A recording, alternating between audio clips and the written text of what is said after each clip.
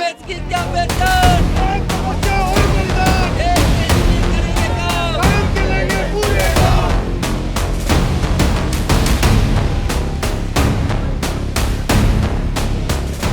मेरे पीछे बैठे हुए ये लोग संविदा कर्मचारी है जो पिछले कई महीनों से अपनी मांगों को लेकर यहाँ प्रदर्शन कर रहे हैं।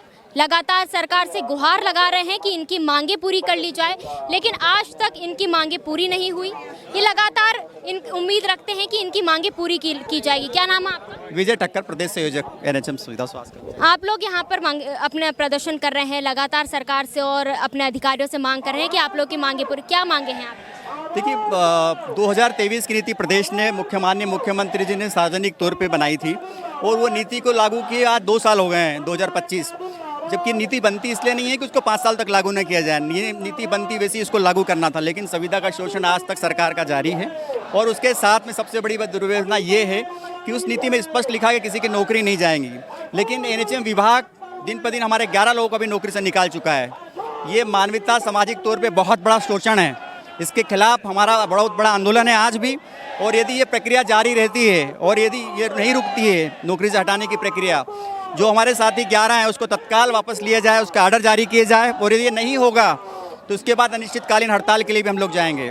क्या कारण था आपके साथियों को निकालने का? छोटी छोटी चीज़ों के बेस को बेस बनाया उन लोगों ने, तोड़ मरोड़ के उस बेस को बना के नौकरी से निकाला, जबकि आज तक ऐसा नहीं किया जाता है। उसके बाद नोटिस जारी किए जाते हैं, बिना नोटिस जारी किए उनको नौकरी से निकालना आज मानवता का बहुत बड़ा खिलाफ इन लोगों ने काम किया है। और जिस प्रकार से धमकी दी जा रही गलत चीज़ों को बना के कि और भी नौकरी से निकाला जाएगा, उसका हम लोगों ने, संगठन ने पूरा जो विरोध किया है और आगे भी इसका विरोध करेंगे। और प्रदेश के 32,000 संविदा कर्मचारी जो गाँव का है वो आज यहाँ पर आया है और रोडों पे आने के लिए विवश कर दिया है सरकार हमको, शासन ने। कई बार संविदा कर्मचारियों ने प्रदर्शन किए हैं, इनकी कई मांगे हैं। जैसे आज आप लोग कह रहे हैं कि आप लोगों के साथियों को निकाला गया है बिना नोटिस दिए और बिना कोई पुख्ता कारण के। इसके अलावा आप लोगों के वेतन की बात कीजिए तो उसमें कितना आप लोगों को, क्या आपकी वेतन बढ़ोतरी होती है, क्या आप लोगों को प्रमोशन मिलता है? माननीय मुख्यमंत्री जी ने जब से घोषणा की है तब से हमको इंक्रीमेंट और कम कर दिया गया है। पहले हमको 5% इंक्रीमेंट मिलता था, परंतु सामान्य प्रशासन की नीति की जो अच्छी चीज़ें हैं जैसे हेल्थ इंश्योरेंस है, एनपीएस है, ये चीज़ें तो हम पे लागू नहीं किया जा रहा है।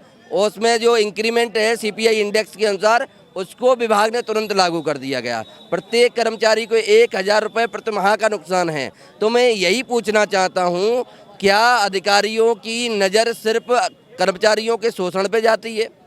आज जो माननीय प्रधानमंत्री जी जिस चीज़ का ऑर्गेनाइजन कर रहे हैं उसको भी जन जन तक पहुंचाने का काम इन्हीं संविदा कर्मचारियों का है।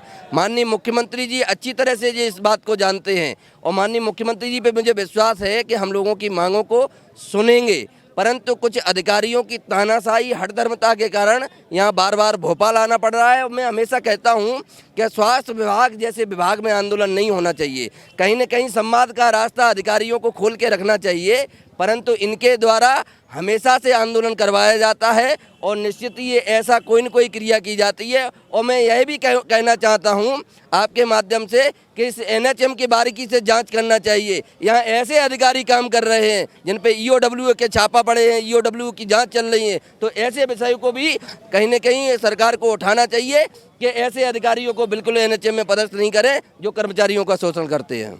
स्वास्थ्य विभाग के कर्मचारी इस तरह से सड़कों पर आते हैं तो इससे जो हमारे हेल्थ डिपार्टमेंट है, जो हॉस्पिटल है, उन पे सेवाओं पे काफ़ी फर्क पड़ता है।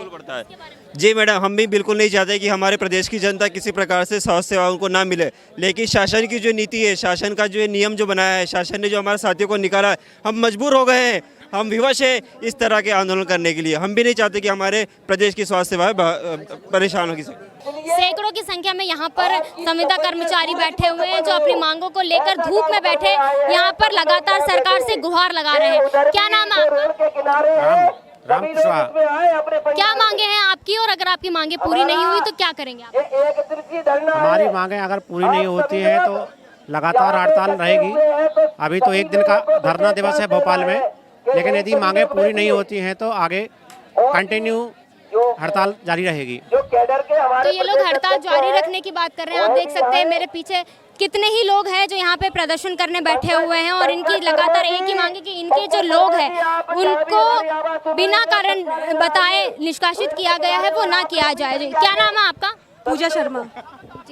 आपकी जो ये मांगे हैं, आप कितने महीनों से लगातार अपनी मांगों को लेकर प्रदर्शन कर रहे हैं? हमें 2 साल तो हुए कोरोना के बाद से हम कंटिन्यू अपनी मांगों को लेके यहाँ मैमडी मैम से दरख्वास्त करते आए हैं, लेकिन हमारी कोई सुनवाई नहीं हो रही है। कोरोना के टाइम पर जरूर हमारा मतलब चीज़ों पर ध्यान दिया जाता है, लेकिन कोरोना खत्म होते ही हमें कोई ध्यान नहीं दिया रहा। हमारी ELCL जो भी थी वो सब खत्म कर दी गई, इंक्रीमेंट था जो वो कम कर दिया गया। साथ ही हमारे साथी जो CHO थे उन्हें बिना किसी कारणवश के निष्कासित कर दिया गया, जिन पर कोई बिना वक्त के अत्याचार, ये एक आदमी अपनी गवर्नमेंट जॉब बड़ी मुश्किल से ले पाता है, उन्हें बिना किसी रीज़न के हटाना ये की नीति मतलब सही नहीं है जी। तो हम तो इसीलिए एक दिन की हड़ताल पे आए कि MD मैडम हमारी सुने, हम ग्राउंड लेवल पे क्या काम करें, हम क्या सह रहे हैं वो हमारी अच्छे से सुने बात है। तो आपने सुना कि इनका क्या कहना है। इनके जो अधिकारी हैं उनके वे लगातार आरोप लगा रहे हैं कि वो अपने पद का जो है वो गलत फ़ायदा उठाया जा रहा है। आप लोग धूप में यहाँ पर बैठे हैं, आपकी मांगे मानी जाएगी?